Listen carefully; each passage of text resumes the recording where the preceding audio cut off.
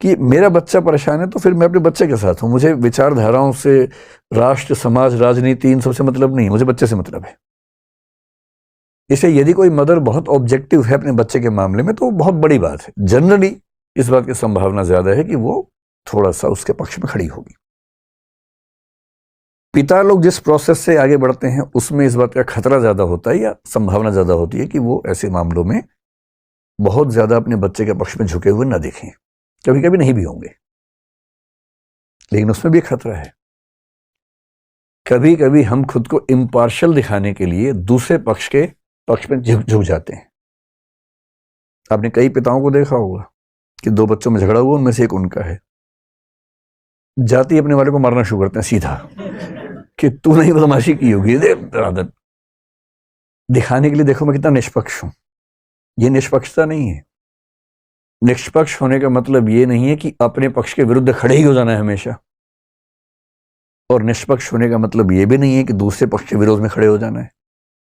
जाके सुनना है, दोनों बच्चों की बात सुननी है कि हाँ बेटे तुम बताओ क्या पर्सपेक्टिव है, तुम बताओ क्या पर्सपेक्टिव है। उसके बाद जो सही फैसला हो करना है। क्यों मैं दूसरे बच्चे के सामने साबित करने के लिए कि मैं निष्पक्ष हूं अपने बच्चे को पीटना शुरू कर दूंगा? इसलिए जब भी किसी मुद्दे पर बहस करनी हो ना, आपके सामने फैसले आएंगे कि शादी इससे करूं कि इससे करूं। पहले से नहीं बना लेना दिमाग में, पहले सब बातों को जान लेना है। निष्पक्ष रहिए, तटस्थ रहिए, सब पक्षों को जानिए, फिर फैसला कर लीजिए।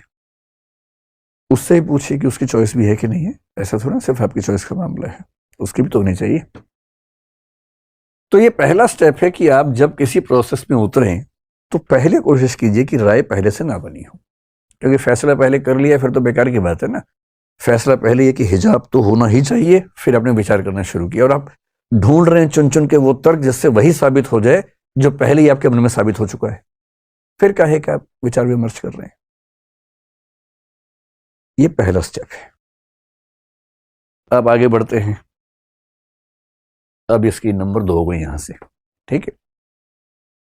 तो जब हमें शुरुआत का प्रोसेस समझ में आया, अब प्रोसेस ये है कि जब हम जजमेंट की तरफ बढ़ेंगे तो हमें क्या क्या जानना है उस मुद्दे पर फैसला करने से पहले। तो सेकंड स्टेप है जो आपका इनपुट है।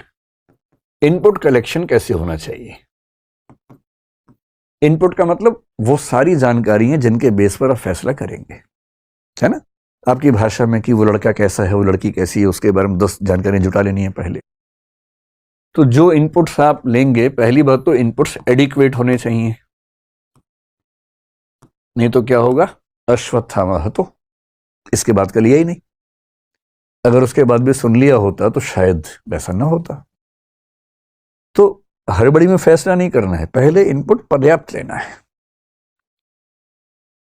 और एक नियम होता है नेचुरल जस्टिस का।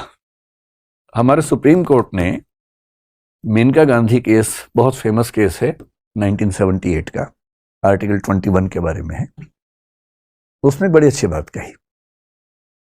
आप लोग क्योंकि शायद यूपीएससी की तैयारी भी करते हैं आप में से अधिकांश लोग, तो आप जानते होंगे 1973 में संविधान के मूल ढांचे का कंसेप्ट आया था 24 अप्रैल को केशवानंद भारती केस में। उसके बाद से सुप्रीम कोर्ट ने बीच बीच में कुछ फैसलों में यह बताना शुरू किया कि यह चीज भी संविधान का मूल ढांचा है। मेनका गांधी केस में जिक्र करते हुए बात आई कि जो आर्टिकल 14 है संविधान का, जो कहता है कि समानता का अधिकार है, उसमें लिखा भले ना हो पर उसके अंदर निहित है पर्याप्त सुनवाई का अधिकार, राइट टू एडिक्वेट प्रेजेंटेशन या रिप्रेजेंटेशन। इसका मतलब कोई भी अदालत, कोई भी कमीशन, कोई भी अथॉरिटी, वो पासपोर्ट अथॉरिटी के बारे में था, पासपोर्ट ऑफिसर के बारे में था, कोई भी सरकारी अधिकारी किसी व्यक्ति का पक्ष सुने बिना, यानी कि दूसरा पक्ष सुने बिना कोई फैसला नहीं कर सकता है। ये जरूरी है और ये संविधान का मूल ढांचा है। सरकार का कोई भी अधिकारी आपके खिलाफ कोई फैसला बिना आपको सुनवाई का मौका दिए कर ही नहीं सकता है। हाँ, सुनवाई का मौका दे, आप कहें कि मुझे कुछ कहना ही नहीं है तो कर सकता है, पर आपको चांस मिलना चाहिए। अगर आपने एक पक्ष को सुना और दूसरे पक्ष को सुना ही नहीं, है ना, एक फर्स्ट पार्टी है, सेकंड पार्टी है, और कई बार क्या होता है चीजें इतनी अलग होती हैं, एकदम अलग हो जाती है। जैसे मुझे ध्यान है एक बच्चे की कहानी, एक फादर और उसके बच्चे की कहानी।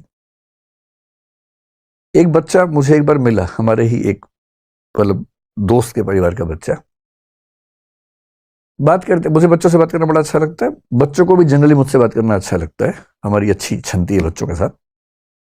तो मैंने उससे हालचाल पूछा, फिर मैंने कहा और बताओ लाइफ में क्या चल रहा है। तो बच्चे अपने अफेयर वफेयर सब मुझे बता देते हैं बहुत जल्दी, 5-10 मिनट के अंदर सब ओपन हो जाते हैं, फिर सब बताते रहते हैं। तो खैर वो तो दूसरी बात थी। उससे मैंने पूछा कि बताओ बेटा सब चल रहा है जीवन में, तो उसने सब बताया, सब बातें। बात करते करते अचानक मुझे फील हुआ कि वो अपने बाप को लेकर बहुत नाराज है। तो मैंने कहा कि क्या हुआ। बोला देखो मेरे स्कूल में ट्रिप जा रहा है, सारे बच्चे जा रहे हैं, मैं ही नहीं जा रहा, पापा ने मना कर दिया।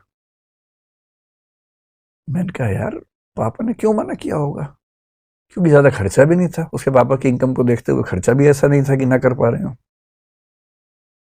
वो इतना गुस्से में था, बोला मुझे तो लगता है कि नाली से उठा के लाए थे मुझे, क्योंकि सारे बच्चे जा रहे हैं। एक मैं, अच्छा बच्चे बहुत जल्दी फैसला करते हैं कि नाली के पास से आए हैं और नाली पता नहीं क्यों चुनते हैं, सड़क के पास से बोल दे रही, नाली ही चुनते हैं सब बच्चे कि नाली के पास से लाए गए थे। या तो अपना हुलिया देखते होंगे शीशे में, उसको देख के ज्यादा क्लोज लगता होगा कि नाली के पास से आए।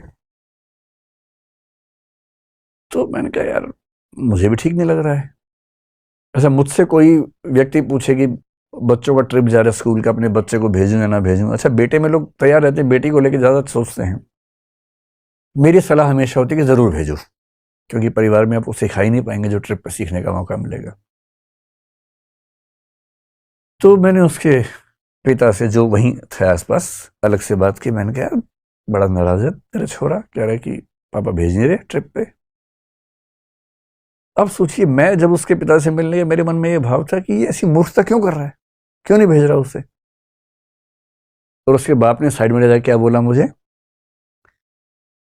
बोला सर दिक्कत क्या है, डॉक्टर ने मना किया है, इसके हार्ट में प्रॉब्लम है, डॉक्टर ने कहा है कि भूल के भी बाहर नहीं भेजना है, और ये भी कहा है कि इसको पता भी नहीं चलना चाहिए कि प्रॉब्लम है। अगर इसको बता दिया इस उम्र में कि हार्ट में दिक्कत है तो जिंदगी खत्म, भेज दिया तो वैसे खत्म, तो करें क्या। अब देखिए दूसरा पक्ष सुनते क्या वो पर्सपेक्टिव पूरा चेंज हो गया। आप तो गुस्से में थे कि कैसा बाप है, और बच्चा मुझसे पूछ रहा, बच्चे को लग रहा है कि मैं उसकी अप्रोच लगाने गया हूँ, सिफारिश करने गया हूँ। वो मुझसे पूछ रहे कि बात करिए अपने आप में, ऐसे क्या बोलूं। कई बार ऐसा होता है कि आपने एक पक्ष को सुना, आपको लगा इतना ऑथेंटिक है, पर्याप्त है, फैसला कर लो। लेकिन दूसरा पक्ष इतना ड्रामेटिकली अलग होता है, इतना जरूरी होता है कि वो सुनने के बाद आपको लगता है कि ये तो, इसके बिना तो फैसला हो ही नहीं सकता था। इसलिए कोई पक्ष कितना भी कन्विंसिंग हो, पूरा परिवार, पूरा धर्म, पूरा समाज, पूरी राजनीति सब एक तरफ बोल रहे हों, तब भी ध्यान रखना है कि एक दूसरा पक्ष भी होता है। और जब तक सिक्के का दूसरा पहलू नहीं देखेंगे आप सच के नजदीक पहुंच नहीं पाएंगे। हमेशा देखिए कोई इंफॉर्मेशन नहीं है, नियत का सवाल भी तो हो सकता है ना, किसी ने क्यों आपको बताया। कोई आपको कहे कि तुम जानते हो तुम जिसको पसंद करते हो आज कहाँ घूम रहा था, आप कहना अच्छा बता दो, पहले बता दो पूरा, तुम सूचना ले लीजिए, क्या दिक्कत है। फिर सोचिए कि ये बताने क्यों आए इतनी दूर से ऑटो खर्चा करके, हो सकता है ये तीसरा उम्मीदवार हो ये भी तो हो सकता है भाई। एक डाउट का स्पेस तो रहता ही है ना, आप इतना प्रिकॉशन तो लेंगे ही ना, ऐसे कैसे फैसला कर लेंगे किसी के बारे में एक सेकंड में। और जब तक तय ना हो कि वो व्यक्ति गलत है तब तक उसको दोषी नहीं मानना है। हम बहुत जल्दी कोशिश करेंगे नार्को पॉलीग्राफ ये सब समझेंगे, इसके पीछे की फिलॉसफी क्या है, क्या सिस्टम्स हैं, कानून का बुनियादी सिद्धांत क्या है। 1000 अपराधी भले छूट जाएं, एक भी निर्दोष को सजा नहीं होनी चाहिए। मोजेस मेमोनाइट नाम का एक दार्शनिक था, यहूदी दार्शनिक, उसका कथन है। और दुनिया के सारे सभ्य देश इसी उसूल पे चलते हैं।